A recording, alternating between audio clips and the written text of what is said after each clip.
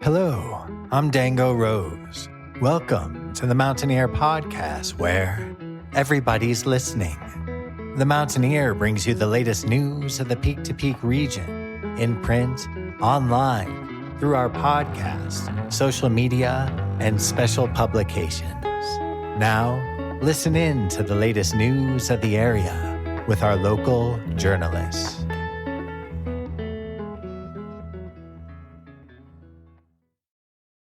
Hello there, everybody. My name is Jamie Lammers, and welcome to Music of the Mountains, Where to Be and What to See, brought to you by the Mountaineer Podcast. On Thursday, December 4th, I traveled to the Nederland home of musician Matt Thomas to interview him and 3 other musicians who are joining together for a brand new lineup that they're calling Chapel Mountain Rounders. The lineup, which consists of Matt, Elijah Donovan, Courtlyn Bills, and Kay McKenzie, will be performing their very first show at How & Wind Brewing and Blending in Rollinsville later this month. Let's hear more about the emerging supergroup from the lineup themselves. Yeah, do you guys just mind introducing yourselves real quick? Yeah, my name's Elijah. I live down in Longmont, and I'm the banjo player for this here outfit. I'm Matt Thomas. I live here in Ned, and I'm playing bass. I'm Courtlyn Bills. I live in Rollinsville currently, and I play the mandolin. And my name's Kay McKenzie, and I live up in Steamboat Springs, and I play fiddle. Sweet. And you guys have a new lineup that's performing, and this is going to be your first show, it sounds like. So, Chapel Mountain Rounders, how on earth did that come about? How is that formed from this group of people? Well, mostly through a group text, honestly. Yeah. I feel like we've intermittently talked about having a gospel group for a while now, just kind of here and there. But Courtlyn, you pulled the trigger and just made us get a gig and put the chat out, and we were all in. So Yeah. and then you went, what'd you say? We need to get a name. Yeah, it was like we need a name to tell the venue. I don't know. I was thinking about something kind of that makes it seem gospel-y, but like also could not be, just because of the vibe that comes with being out here in the mountains. And Chapel Mountain was the first thing I thought of, and then me and Elijah were talking about it, and then Matt was like, we got to add another word. Very selfishly, I've always wanted to be in a Rounders band, so I thought it fit with this one. Oh yeah, I think so too. And to be frank, I'm still not sure what a rounder does, but They come around. They come around. Yeah. They're around. Oh my gosh. But yeah, I thought Chapel Mountain sounded dope, and then I think Chapel Mountain Rounders, rounds it out. Rounded it out, yeah. Made it into a good little outfit. Amazing. And but this is kind of a collective of people. You guys are in other groups as well that kind of perform in the area. So It's a gospel supergroup. It's a gospel supergroup. That's the word I was looking for. Yeah. So That's a good word for it. yeah. What other groups have you guys played around in? What's your kind of connection to the music scene here? Well, Matt and I are a part of Tonewood String Band, and we've been playing out of the Denver area in this iteration for the past 2 years or so. 1 or 2 years, I think. And, we just put out an album, and we play around the area a lot, and we're good friends with you. And so if you want to go ahead. Yeah, I play with Magoo. Yeah. That's one band I play with. Sweet. Or is it coming to me? Yeah. I play with Deer Creek Sharpshooters, which is 2 of us live up in Steamboat, but I'd say mostly Front Range. And then I have a Steamboat band called the Longmont Travelers. Oh, I didn't know you were in that. Yeah. Oh, cool. Kay got to be the superstar a couple of times at Small Town for a Cause, I remember. I had my moment in the light.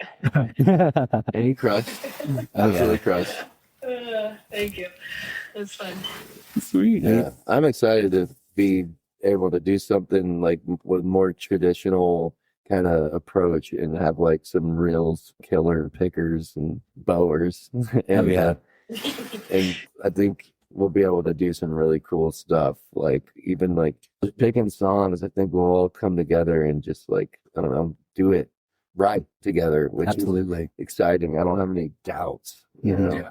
I'm excited for the singing, honestly. Yeah. A lot of the stuff that we've been passing around to each other to think about and kind of chew on has been really vocal heavy. And I'm excited to be a part of a group where we do that with the more traditional stylings, you know, and I feel like a lot of that, I think singing is what the music's all about, you know, music as a whole, honestly, to be esoteric, I guess, but this is a really powerful type of music.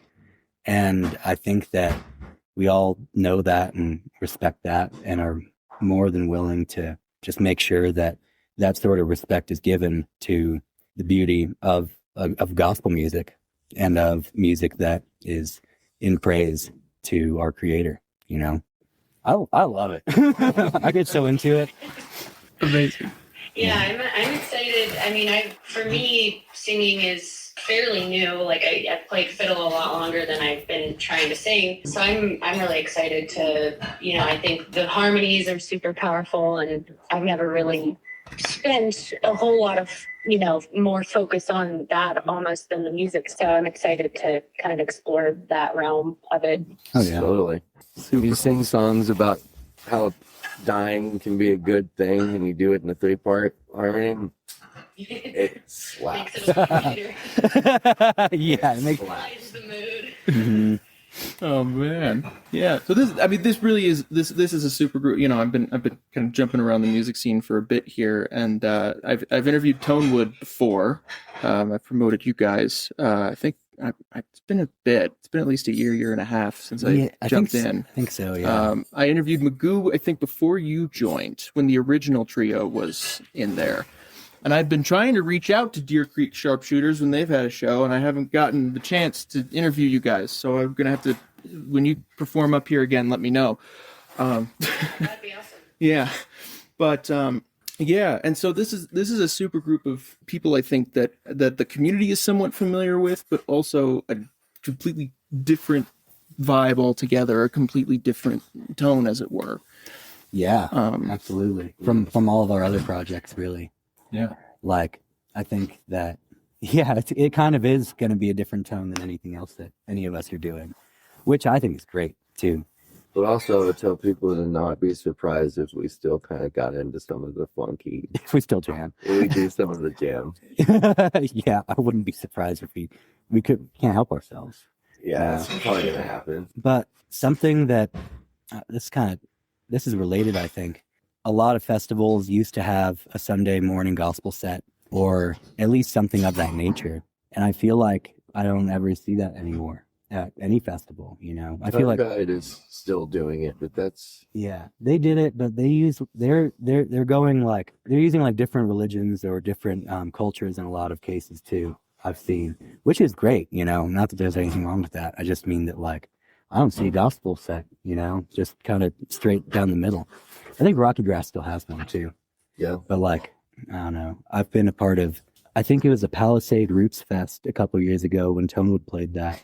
Matt and I went and we got together with somebody that I was talking to, and we had a gospel jam early on Sunday morning.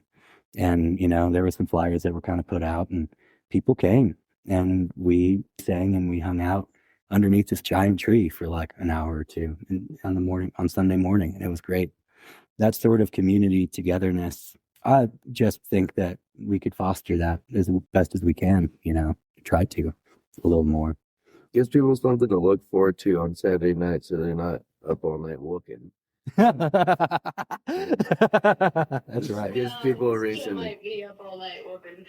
Yeah. Look's gonna look. Yeah. Well, when I wanted to make it to the Dusters Sunday morning show, I was in bed by 3, which is pretty good. Hey, Adam. That's right. Before the sun comes up. Yeah, I camped out. Little Men Travelers, we did like a little Sunday morning thing down by the river. And to me, like, I don't know, everybody came down there and it was just this like, I don't know, communal moment that to me felt kind of like church, it's like we were just picking tunes down by the river and people kind of came and just had like a peaceful moment. And yeah, that's kind of what I envision, gospel music, it's just kind of a coming together and trying to, look for the positive and little moments and things like that. Oh yeah. Totally. Yeah. And so I'm curious just in general, because and maybe this is just my image of gospel over the years, but I feel like when I think of the word gospel, when I think of the music that's associated with that, I think of like the big epic choirs, and the rhythm with rhythm going with them. And so what is embracing gospel in this group? Is it different from that? Does it still have kind of roots in what gospel is? Like what has gospel been how have you embraced that in that way, I guess? Let's say like Bill Monroe was doing a whole bunch of gospel tunes, and they were just like songs that were like basically taking concepts from the Bible and turning them into songs. That's pretty much what was going on. Like, what's that song? Like Hiding Place has been one of those big songs, and it's just like making biblical references and comparing them to his life, basically. Mm-hmm. And then 4-part harmonies, driving bluegrass. Mm-hmm. I mean, they're just bluegrass songs. It's just the lyrics are more biblical, not 100%, but they're just kind of using that verbiage to talk about his life, basically. Okay. Yeah. Or there was so many bands. The Stanley Brothers were I think the first ones to really start doing it in the full bluegrass context with the banjo and everything. When Bill started doing gospel tunes, he would strip it down to like just the guitar and do like church songs. And it would be a part of his show. And, in those days he'd travel from town to town, and it was kind of like you'd get the church to come out to your concert. So you do some stuff that they're used to doing and bring it all together. Mm-hmm. And then the Stanley Brothers took that and they started doing it with the full band. And I think that's where the sort of like bluegrass gospel tradition that we're shooting for really traces back to, because we're going to have full instrumentation. And like Courtlyn said, it's going to be driving bluegrass, but instead of singing about murder, we're going to be singing about getting safe. Yeah. Hope and love and things like that.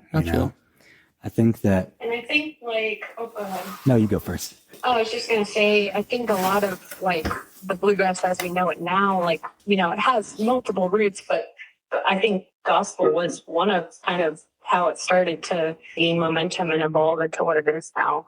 Mm-hmm.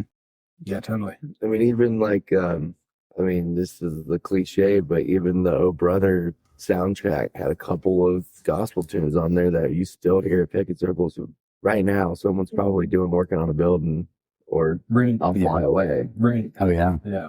Created a lot of bluegrass standards or classic, tunes that still are being played and relevant and traditional, if you will.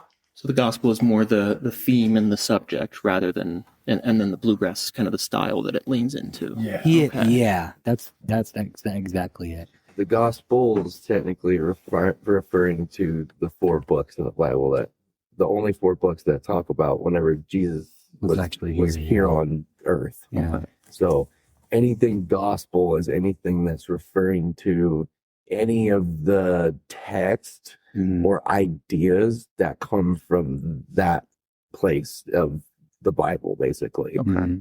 That's kind of where it originates from. And then those ideas get taken into further like explanation and elaboration. So ultimately, I think it's about praise and worship, and the messages of hope and acceptance and love and togetherness and being saved that all these songs provide is ultimately because we're here to worship our Creator, ultimately.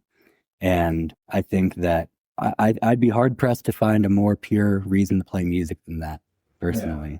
Well, and as an audience member, whenever I go see a gospel set somewhere, a bluegrass gospel set, like you walk out of there and you feel like you're walking on air. It's such a uplifting and like, what's the word I'm looking for? Just transformative experience. It's really something. I get emotional even thinking about it sometimes, honestly. Like I've been listening to the playlist that we have put together of all the songs we want to do, and I'm getting weepy and everything, just like thinking about it. It's also a really good chance to tell people, like, blatantly, you gotta be good to each other. You know, Yeah. Mhm. That's one of the biggest parts of it. The biggest messages that you have to treat. Like, what's that song? The Ron Vincent If you don't love your neighbor, then you don't love God. Yeah, Yeah. exactly. Mhm. And so it's clear from kind of that perspective of the gospel being the themes that's important really on a spiritual level for all of you guys as well, not just on a musical level. And so I'm curious about what's been great about being able to finally build that gospel group after you guys have thought about it for a while and now you finally have that. You know, what's it been like to finally embrace that? Scary. Kind of, yeah. Actually, I feel like the culture around here that I'm familiar with, you know, this isn't like an area with Southern Baptist churches. You know, we don't have that style of. At least I haven't gone to a Southern Baptist church in Colorado. You know, I feel like it is kind of scary to involve yourself in something like that, because I just think that it's almost like out of the norm. You know. It's like not considered. I feel like it's considered not normal to even almost care about that sort of stuff. Yeah, you're not really supposed to bring it up most of the time. Yeah, it's how it does kind of feel like that. Even if you just are kind of into it a little bit, it's kind of, you don't really want to talk about it. So, but this wise Willick once told me, never say anything unless it's into a microphone.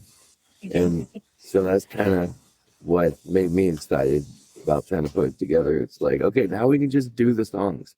Mm-hmm. We're not preachers. We're gonna be weird. Yeah. We're heathen friendly. Heathen friendly. Yeah. Amen. There you go. I mean, like, yeah. And I'll be honest. I'd say spiritual. I'm not particularly religious, but I do think kind of what you were saying with, you know, experiencing gospel music, and you just feel the power of being good to your neighbor and being good to each other and feeling lighter through music. And I think that's kind of what's compelling to me. And yeah. Mm-hmm. I think you can you can have different views and opinions and beliefs and all that, and still come together over music with like a positive message, you know? Mm-hmm.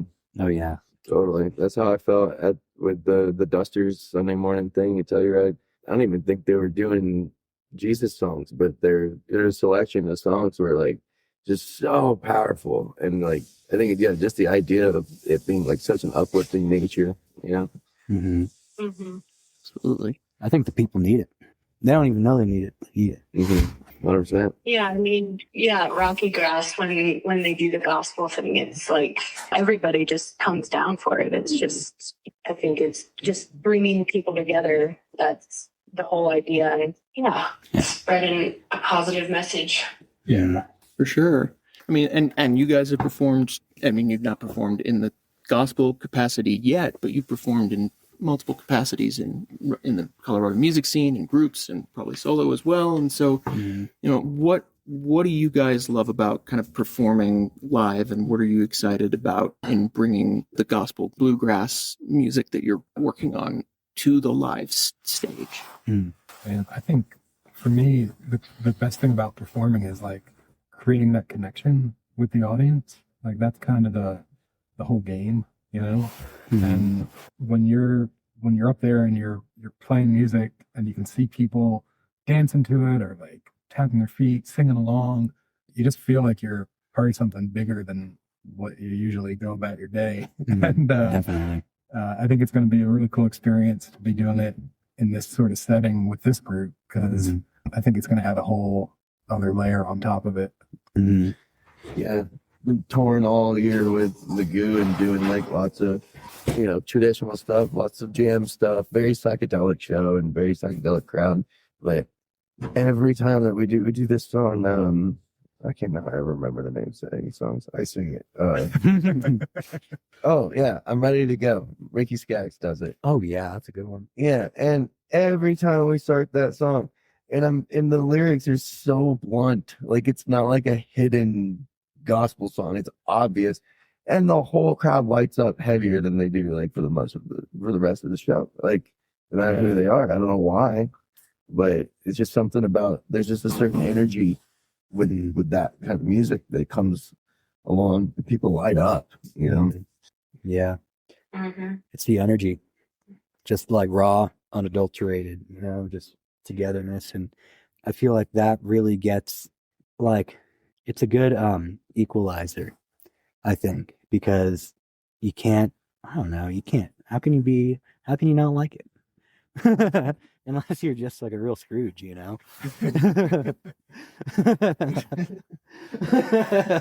And so I'm getting the big takeaway from just the music you hope to bring is just hope. Yeah, I think so. Yeah. Yeah. Hope, love, community. Mm-hmm. Mm-hmm. Be good to your neighbor, be good to yourself. You know, when God calls, you better pick it up because there's a reason that he's calling you. Mm-hmm. And so yeah, the first performance will be at the 11th. 21st. 21st. Wow. Okay, I'm mixing up my weeks a lot. Oh, you're good, man. Okay, so the first performance will be the 21st at Howlin' Wind, That's right. and that'll be that first thing. You know, have you guys are you figuring out other local performances to do? Is Howlin' Wind kind of the test drive? Like, Well, I was getting a lot of pushback from the other places that I was talking about doing it. I was talking to the owner of a handful of breweries, and there was a lot of no's, just straight up. And yeah. So, but one place that we probably will end up doing something at some point is that over there at Knotted Root. They seem like they're interested. But I think more than anything, it would be cool to figure out how, because we will be on the same lineups at festivals. Oh yeah. And be able to figure out how to make this into something where we can do Sunday mornings at those festivals would be really cool. And then obviously then it would have sort of a rotating kind of lineup, or like something people added sometimes, like so on and so forth, and just always have it kind of just be like a collective almost, you know, would be really cool. But Yeah, definitely. and is this all for the current lineup? Do we have that's amazing. Okay. This is what we got. Okay, sweet. no guitar. No guitar. Yeah. Okay. Was there a particular choice for that, or did that just kind of happen? Letting the vocals sit in that part of the sonic spectrum. Mm-hmm. That was like kind of what we kind of talked about. Yeah, that's the idea. To where like, I think it'll make our voices pop more, just be heard more, because it'll be it's kind of sparse with like 4 instruments that don't have that big, you know, wide open strum. You know, you've got the chop, I've got whatever banjo does. And so I think that like it'll be powerful in the way that we present it ultimately. Just because we all trust each other as musicians to be able to, you know, make all that kind of come together. Sweet. Super melodic. Oh yeah, that's the idea. And then hopefully, I'm spitballing here at this point, but you know, if you get some good like ones that people know, I'd love it if people joined in and actually sang the songs with us too. Totally. Like I think that people love to sing along to a song that they know, and I think gospel music's no different, you know. And if anything, more people even know the music in some sort of backwards way sometimes than they even think they know, you know. I dare any band to play I'll Fly Away and not have anyone sing along. Yeah, absolutely. It can't be done. Or like Swing Low, Sweet Chariot, you know. Oh, it's such a good song. Oh man. Yeah, and I don't know, is there anything else that you want people to know about the group or any of your other efforts or things that are coming up, or I don't know, just anything you hope Chapel Mountain Rounders can do? I'm just looking forward to it, you know, coming together. And then I hope that throughout the rest of the summer, as we all, like you said, we're all going to be at these different festivals, I'm hoping that we can keep that ball rolling and that people will be able to get excited about the word, you know, the good word. Yeah. Yeah, it'd be cool if if it becomes like an entity of its own, where it's like, whenever we start, we are all playing all kinds of different festivals all the time. Why not have this other thing be a part of it? Like, even if we're all three of us are playing different festivals, we can spearhead a gospel set, like individually even, or if you guys are on this festival and Deer Creek or Longmont Travelers is on a festival and Magoo's on a different festival, and we're all in different places, there's no reason why we couldn't just like make a couple of Instagram messages to some musicians that we like at that particular event, come up with a set list, and all Chapel Mountain Rounders playing 3 places at once. That's right. Yeah. Oh, and I think, I'm hoping that, people come out and they like it, and we can start to sort of like destigmatize the bluegrass gospel thing. Like, I come from the East Coast, and it's like, it's much more prevalent out there. And even just like songs that people call it like informal picks and stuff, like it's much more common to do like gospel tunes at a pick out there. And man, it's like some of the best music. So like, Great music. Yeah, don't worry, we're not going to convert anybody. We're not here to play some good music. Yeah, exactly. We're not baptizing people, And we're gonna be playing at places where you can buy booze. So buy the booze, drink, like, come party with us. It's not a church service. Yeah, it's fun. Hey, what do you think? Yeah, agreed. I like I said, I hope it kind of appeals to everybody and isn't just like, oh, we have to be Christian to enjoy this or whatever, like I said, I don't practice any religion, and I enjoy it, and I enjoy playing it, so hopefully everyone else will enjoy it too. Yeah, and we're gonna be making jokes because we're funny guys. Dancing is permitted. Yeah. And you encouraged even. You can wear whatever you want. People with tattoos are allowed to come and see it. Yeah, our hair's a little long, me and Matt. Oh yeah. Oh, amazing. It's a good way to work off a hangover too. You come out at 1 p.m., have a hair of the dog, listen to some gospel tunes. Amen. There you go. Oh, sweet. And I think those are the big questions I wanted to make sure I covered on my end. So awesome. Cool. I think that's pretty much it from me. But I really want to thank you all so much for jumping in and talking about the show coming up. It sounds like it's going to be a really, really cool event and a really cool, hopefully, initiation or startup. It should be fun. I think there's nothing better than bluegrass music on a Sunday either. It's kind of hard to beat that time of that day for that style of music.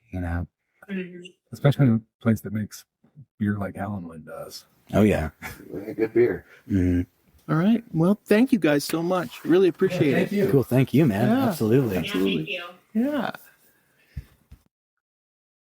Thank you so much to Elijah, Matt, Courtlyn, and Kay for coming on board and joining us for the podcast, especially for Kay, who, as you could probably hear, joined us long distance over phone call from her home in Steamboat Springs. Chapel Mountain Rounders will be performing for the very first time at Howlin' Wind Brewing and Blending, located at 51A Main Street in Rollinsville. So be sure to check out their debut show on Sunday, December 21st, 2025, starting at 1 p.m.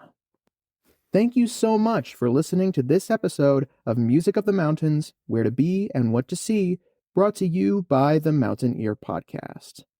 We'll be back very soon with another episode of the podcast, so keep an ear out for the next one.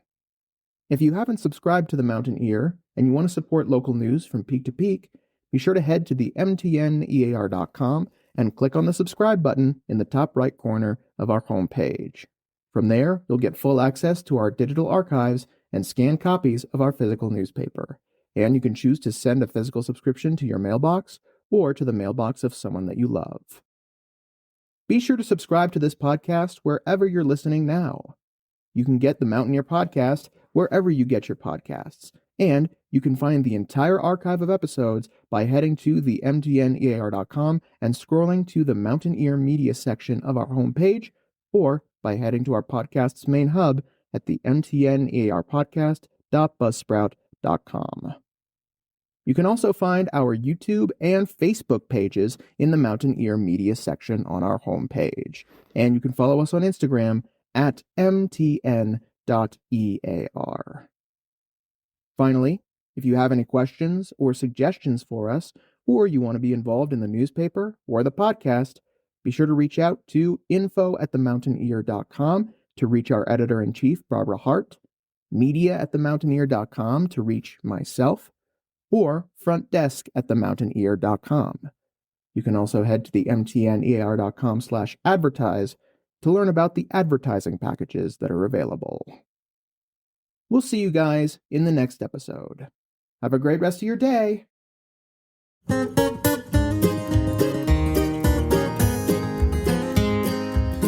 I was alone and lost in sin. I would not let my Savior in. I was a drifter in a storm until He shined the light to guide me back upon the peaceful shore. The song that you are currently listening to is called Your Soul Will Be Lifted Up.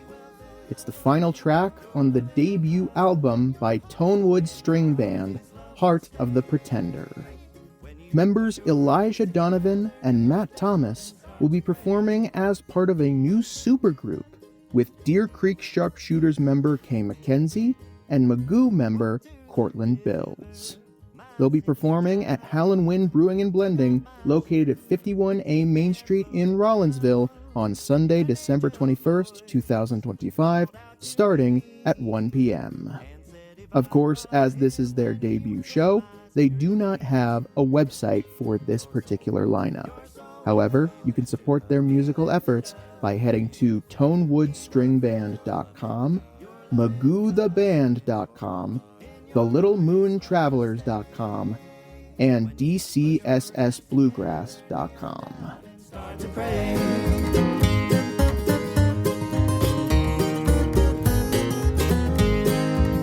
Far from the fold, my heart did stray. Narrows the gate and straight's the way. My Savior called me from on high and said if I'd follow Him, I'd reach salvation by and by. Your soul will be lifted up. He will fill your loving cup. In your heart, His love will stay. When you put your hands together, kneel down and start to pray, until we join Him round the throne to live forever some sweet day.